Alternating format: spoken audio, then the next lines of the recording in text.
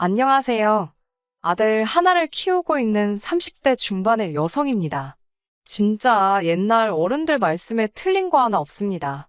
한쪽이 기우는 결혼하면 안 되고 염치를 모르는 사람은 상종을 하면 안 된다는 그 말, 제가 진짜 직접 배우고 깨달았네요. 처음 남편을 알게 된 건 일 때문이었어요. 당시 저는 온라인 쇼핑몰을 운영하고 있었고 중국과 일본 쪽으로 사업을 확장하려고 백방으로 뛰어다니던 때였지요. 주변에서는 저에게 굳이 사서 고생이라며 저를 말리기도 했지만 제가 원래 일에 대해선 욕심이 많거든요. 결국 보다 못한 지인이 지금의 남편을 소개해주겠다 했습니다. 무역회사에서 오래 일했으니 어쩌면 도움이 될지도 모르겠다면서요. 사실 남편이 하는 일은 제가 생각하는 것과는 많이 달랐습니다.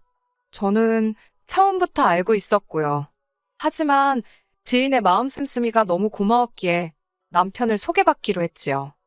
하지만 그렇게 만나게 된 남편은 정말 괜찮은 사람이었습니다. 한 번만 만나고 헤어지기엔 아쉬울 만큼이요. 이후로 남편과 저는 누가 봐도 쓸데없는 이유를 만들어내면서 연락을 하고 저녁 식사를 하고 어떻게든 자리를 만들어가며 서로를 알아갔지요. 그렇게 한 달 반쯤 지나갈 무렵 남편이 정식으로 사귀자고 하면서 연인 사이가 되었습니다. 어느 다른 연인들처럼 때로는 말다툼도 했지만 전반적으론 평범한 연애를 했어요.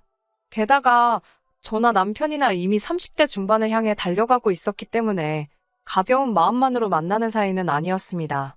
사귄 지 1년이 넘어가면서부터는 결혼에 대한 이야기도 자연스레 나눌 만큼 서로를 진지하게 생각하고 있었거든요. 하지만 그런 저희의 관계에 큰 고비가 찾아온 적이 있습니다. 그건 바로 저나 남편 때문이 아니라 아버님으로 인해 발생했지요. 사실 아버님이 잘못하신 것도 아닙니다만 아버님께서는 중저가 신발을 수출하시는 회사를 운영하고 계셨는데 그 회사가 부도가 났거든요.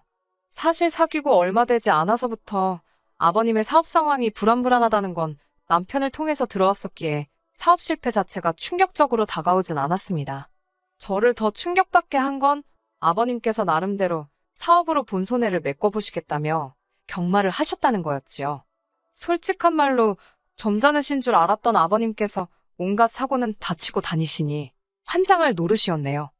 그럼에도 불구하고 제가 남편과 결혼을 결심한 건 남편 자체가 좋은 사람이었기 때문입니다. 다정하고 자상한 성격에 저희 부모님께도 어찌나 살가운지. 저는 형제가 없는 외동이고 또 딸이라서 그런지 어머니랑 정말 가깝게 지내거든요. 그렇다 보니 아버지께서는 늘 당신에게도 친구 같은 아들 하나만 있으면 소원이 없겠다며 저와 어머니의 관계를 부러워하셨습니다. 그리고 그런 아버지께 남편은 처음부터 아버님 하면서 살갑고 넉살 좋게 행동했으니 저희 아버지께서 얼마나 남편을 예뻐하셨을지 상상이 되실까요? 그런 와중에 시댁이 망했다는 이야기를 들으시면 친정부모님께서 어떻게 나오실지. 솔직히 남편에게 말은 안 했지만 제가 속앓이를 정말 많이 했네요. 돈이 없어서 헤어진다는 건 생각만 해도 너무 슬프고 속상했지만 또 사람들 말이 그렇잖아요. 결혼은 현실이라고. 하지만 막상 시댁 이야기를 들으신 저희 부모님께서는 사업을 하다 보면 별의별 일이 다 있는 거라면서 오히려 남편을 다독여 주셨지요. 그렇게 저희는 친정부모님의 지지와 응원으로 헤어지지 않고 결혼까지 할 수 있었습니다. 그리고 결혼식을 올릴 무렵에는 제 사업도 어느 정도 자리를 잡아가고 있었고요. 여러모로 경사가 많았습니다. 게다가 친정아버지께서는 저희더러 일단 당신이 소유하고 있는 40평대 아파트에 들어와 살 수 있게 해주셨어요. 이후로 저는 제 사업을 확장해 나가는 데 집중했고 남편 역시 비록 저만큼은 아니었지만 다니는 회사에서 승진도 하고 그렇게 저희는 비교적 안정적인 생활을 꾸려나가고 있었습니다. 그런 남편과 문제가 생기기 시작한 건 절 대하는 시부모님의 태도가 달라지면서부터입니다. 그전까지는 그래도 어머님이나 아버님께서 저를 좀 어려워하시고 어느 정도 선을 지켜주시던 분들이셨어요. 솔직히 말씀드릴게요. 제가 사업을 하다 보니까 어버이날이나 명절에도 여러 가지 이유로 자리를 비울 수 없을 때가 종종 생깁니다. 그럴 때는 명절 음식이라던가 제가 며느리로서 해야 할 몫을 못한다는 생각에 죄송스러워서 용돈을 넉넉히 드리곤 했지요. 뭐 돈으로 때웠다고 뭐라 하지는 마세요. 어머님도 제 덕분에 음식도 다 사서 하고 몸도 편하고 좋다 하셨으니까요. 추가로 가족들 왔다 간 이후로 뒷정리하느라 힘드실까봐 설거지랑 청소를 도와주실 이모님도 불러드리고 그랬습니다. 정말로 제 딴에는 최선을 다했어요. 그런데 아들을 출산한 이후부터는 왜인지 저에게 고맙다는 말 대신 바라시는 게 더 많아졌지요. 출산 후 아이를 봐주신다는 핑계로 시어머니께서는 연락도 없이 저희 집에 오기 시작하셨습니다. 당시 저희 집에는 아이를 봐주시는 이모님이 이미 계셨기 때문에 어머님은 오지 않으셔도 됐는데 말이지요. 항상 하시는 말씀이 눈에 넣어도 아프지 않은 당신 손잡으러 오시는 거라고 저더러 신경 쓸 거 없다고 하셨지만 시어머니가 오시는데 신경 안 쓸 며느리가 세상 천지 어디 있겠어요. 그리고 문제는 어머님이 오셔서는 아이 봐주시는 이모님을 무슨 당신 수발 들어주는 사람이라 착각을 하셨는지 하대를 하셨던 모양이에요. 며느리인 제가 월급을 주니 이 정도는 시켜도 되는 거 아니냐 하시면서 당신 잔심부름을 시키시더랍니다. 심지어 한 번은 점심때 오셔서는 뜬금없이 콩국수가 드시고 싶다며 콩물을 직접 만들라고 하셨다는데 이모님이 얼마나 당황스럽고 화가 나셨겠어요. 결국 이모님이 관둔다 어쩐다 하시는데 정말 죄송스럽더라고요. 솔직히 믿을 만한 이모님 구하는 게 쉬운 일이 아니잖아요. 인기 많으신 분들은 대기를 걸어도 될까 말까 한 상황인데 말이에요. 결국 어머님 덕분에 한 달에 50만 원씩 더 드리고 쉬는 날도 하루 더 드리는 조건으로 이모님을 붙잡을 수 있었습니다. 이모님을 자르고 아예 어머님께 손자를 봐달라고 부탁을 드리는 것도 제가 생각을 안 해본 건 아니지요. 하지만 저희 어머님이요. 손자 보고 싶어서 저희 집에 오시는 거라 했지만 실상은 그게 아니었습니다. 언젠가부터 걸핏하면 당신이 사시는 집은 좁고 바로 앞에 또 다른 아파트가 있어서 경관도 없고 답답하다는 말을 입에 달고 다니셨어요. 그러면서 몇 번 합가 이야기를 꺼내기도 하셨고요. 근데 그 이야기가 저한테 씨알도 안 먹히니까 나중에는 저희 집에 오실 때마다 자꾸 당신 짐을 조금씩 갖다 두시지를 않나. 졸려서 도저히 집에 못 가시겠다고 주무시고 간다고 우기시질 않나. 심지어 한 번은 어머님이 당신 친구분을 저에게 말도 없이 데리고 오셔서는 당신 아들이 산 집이라고 자랑을 하시더랍니다. 이모님은 집안일 해주는 여자라고 소개하셨고요. 이것도 그때 이모님이 관둔의 만에 소리가 나오면서 알게 된 사실이었습니다. 결국 사람 불러서 어머님이 그동안 사부작 옮겨놓으신 짐들 한 번에 다 빼서 시댁으로 보내드렸어요. 그리고 앞으로 저희 집에 오실 때는 무조건 저랑 통화하고 이후에 찾아오시는 걸로 이야기를 마무리 짓긴 했지만 아시겠지요? 제가 왜 어머님께 제 아들을 맡길 수가 없었는지요. 그래도 여기까지는 장가 잘 간 아들 둔 어머님의 귀여운 허세라고 이해해드렸습니다. 하지만 어머님의 음흉한 속내를 알고 나니까 더 이상은 한가족으로 살 수가 없겠다는 확신이 들더군요. 빚 때문에 파산 신고까지 하신 아버님이 경제활동을 하시는 건 불가능했습니다. 그리고 저희 어머님은 원래 평생 일이란 걸 해본 적이 없으신 분이셨고요. 뻔히 시부모님이 소득이 없다는 걸 알면서 모른 채 할 수가 없었습니다. 만약 제가 저 하나 먹고 살기도 빠듯했다면 모르겠지만 그런 상황도 아니었으니까요.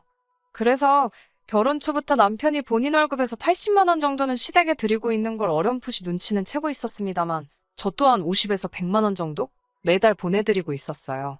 아깝다고 생각해 본 적은 없습니다. 시부모님이 평안하셔야 남편도 스트레스를 덜 받을 거고 모든 게 사랑하는 남편을 위한 길이라 여겼으니까요. 하지만 언젠가부터 어머님께선 이 모든 게 당연하다고 생각하셨던 모양입니다. 올해 초 친정아버지께서 가지고 계시던 재산의 일부를 정리하시고 훗날 저에게 증여를 해주시겠다며 경기도에 있는 작은 원룸 건물을 하나 사들이셨습니다. 맨 위층에는 방 2개짜리 가정집도 하나 있었는데 전 건물 소유자가 그곳에서 가족과 함께 살고 있었고요. 하지만 건물을 팔면서 당연히 그 가족들도 이사를 가게 되었고 아버지는 그 건물의 관리를 저희 시부모님께 맡기면 어떨까라며 이야기를 꺼내셨습니다. 건물 관리라 해봤자 사실 실질적인 치안이나 보안 문제는 경비업체가 하고 있었고 청소하러 오는 회사도 따로 있었기 때문에 시부모님께서 고생하실 일은 전혀 없었거든요. 그러니까 요즘 젊은 사람들 말로 치자면 꿀 같은 아르바이트였지요. 저는 친정아버지의 배려에 너무 감사했고 시부모님도 좋아하실 거라는 확신이 있었습니다. 하지만 제 이야기를 들으신 어머님 아버님께서 보여주신 반응은 제 예상과는 너무나 달랐어요. 어머님께서는 질색을 하시며 당신이 서울을 떠나 어떻게 사냐고 하셨습니다. 아버님께서도 지금 당신더러 사돈 내 건물 경비나 하라는 거냐며 몹시 기분 상해 하시더라고요. 아니, 솔직히 경비가 나쁜 직업인가요? 아무 일도 안 하고 계시는 아버님께서 경비가 어쩌고저쩌고 불평을 늘어놓으시는 모습을 보고 있자니 며느리로서 이런 말 뭐하지만 지금 찬밥 더운 밥 가리실 땐가 싶었습니다. 언제까지 사장님 소리에 취해서 사실 건가? 아버님이 안쓰럽고 동시에 갑갑했고요. 그런 와중에 아버님께선 계속해서 당신 알기를 뭐로 아는 거냐며 화를 주체를 못하고 계셨고 그런 아버님께 다시 한번 정중히 설명을 드렸습니다. 하루에 한두 번 건물 안팎으로 어디 부서지거나 망가진 게 있는지만 봐주시면 된다고요. 건물 앞에 서 계시라는 것도 아니라고 정말 쉬운 일이라고 해도 그렇게 쉬우면 니나 하라는 소리나 들었네요. 하지만 무엇보다도 도가 지나친 어머님의 욕심이 저로 하여금 이혼을 결심하게 만들었습니다. 건물 관리인도 싫다, 서울 떠나기도 싫다, 늙은 시부모한테 꽁으로 돈 주는 것 같아서 아까워서 그러냐 별의별 불평과 시비를 다 감내했습니다만 마지막에 어머님이 하신 한마디는 참을 수가 없었거든요. 어머님께선 그날도 건물 관리일로 저에게 듣기 싫은 소리를 늘어놓으시다가 급기야 어차피 너네 부모 다 죽으면 그 재산 다 우리 거 아니냐입니다. 그러면서 그러니까 저희 부모님더러 늙은 당신들 부려먹을 궁리하지 마시고 그 돈 미리 좀 나눠 쓰자 그러라더군요.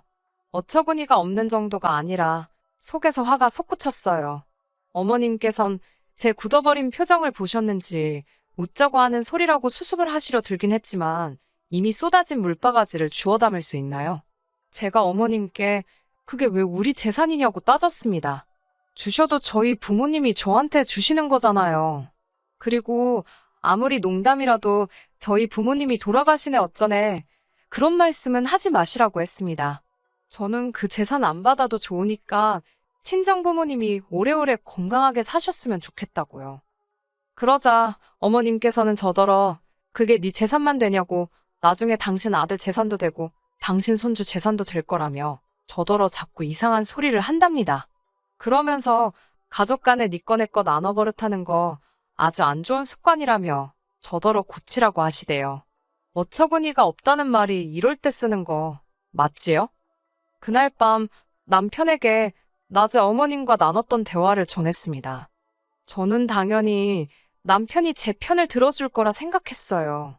일단 상식적으로 어머님 말씀은 말이 안 되었고 둘째로 평소에도 논리적이고 옳고 그름을 잘 따지는 남편의 성격을 잘 알고 있었으니까요. 하지만 남편의 반응은 정말 뜻밖이었습니다. 남편은 아무래도 시부모님께서 사업이 망한 이후로 자격지심이 생기셨는지 예전보다 더 돈에 집착을 하시게 된 것 같다면서도 저한테 왜 자꾸 시부모님을 돈으로 자극하냐 했습니다. 시부모님께서 기어이 돈 때문에 며느리한테 굽신거리는 걸 봐야겠냐면서요. 황당하고 어이가 없었지요. 그게 도대체 무슨 소리냐니까.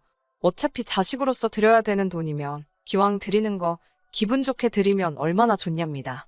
꼭 그렇게 건물에 와서 관리를 하셔라 어째라 저째라 조건을 달아야겠냐고요.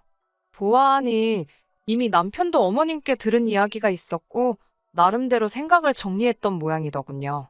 처음엔 황당해서 말도 제대로 안 나왔습니다. 하지만 생각할수록 남편 말도 괘씸하더라고요.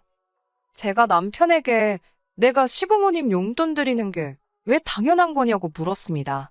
당신은 우리 부모님 용돈 드리냐니까 남편이 한다는 소리가 장인 장모님은 돈이 많지 않냐입니다. 돈 없는 부모한테는 용돈 주는 게 당연하고 돈 많은 부모한테는 받아 쓰는 게 당연한 거냐고 물으니 남편이 순간 말을 못하더군요. 그리고 엄밀히 말하자면 그 돈 없는 부모가 당신 부모지 내 부모냐고 내가 그분들 용돈 드리는 게 왜 당연한 거냐고 물었어요.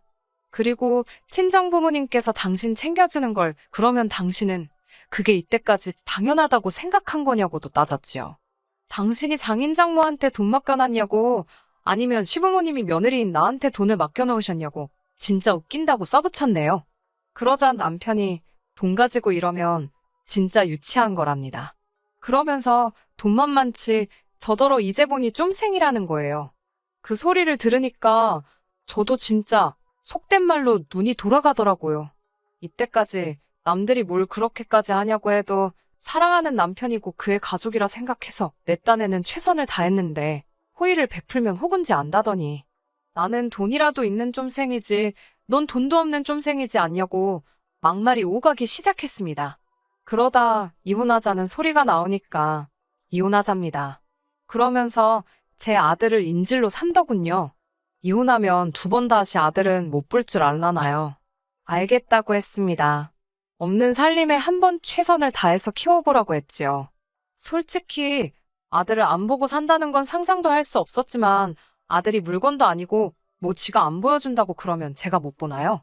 그리고 아들은 뭐 지 능력에 무슨 재주로 데려가 키우겠어요? 안 되면 법적으로 싸우면 된다.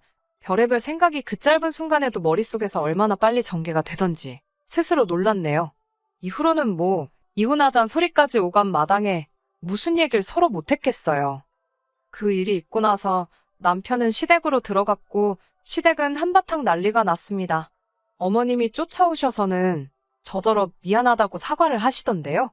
이혼은 무슨 이혼이냐면서 당신이 그냥 웃자고 한 소리에 제가 그렇게 신경을 쓸 줄은 몰랐답니다. 하지만 떠난 버스가 뒤에서 울고불고 한다고 돌아오는 적이 있던가요? 이미 제 마음은 다 떴고 남편도 시부모님도 큰 짐짝처럼 여겨질 뿐이었지요.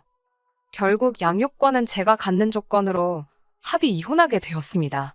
법적으로 다투면 결국 가져올 수 있는 양육권이었지만 그렇게 남편과 지지부지하게 얽히기 싫어서 제가 남편에게 양육비 달라는 소리를 안 하는 조건으로 양육권 포기시켰습니다. 너무 쉽게 양육권을 포기하는 그 모습을 보고 실망과 동시에 이혼하길 잘했다는 안도감이 들더군요. 지금 저는 친정부모님과 함께 살고 있습니다. 저희 부모님께서 아이 양육을 도와주고 계시고 저는 계속해서 사업을 키워나가는 중입니다. 전 남편이 된 그 인간은 어떻게 지내냐고요? 지가 모아뒀던 돈, 집 부모랑 같이 갉아먹으며 살고 있겠지요. 자동차도 저희 회사 차 끌고 다니다가 이혼하면서 저한테 내놨으니 에휴 차도 없겠네요. 하여튼 사람들은 왜 가진 것에 만족할 줄을 모르는지 이해가 안 됩니다. 욕심부리다가 본전도 못 찾는다는 속담이 뭐가 있었던 것 같은데 기억이 안 나네요. 아무튼 이제 각자 갈 길이나 가면 되는 거 아니겠어요? 저는 저대로 아들과 함께 즐겁게 살아보렵니다. 끝까지 들어주셔서 감사합니다. 오늘의 사연은 여기까지입니다. 구독과 좋아요, 알람 설정 부탁드리고 더 좋은 사연으로 다시 찾아뵙겠습니다. 감사합니다.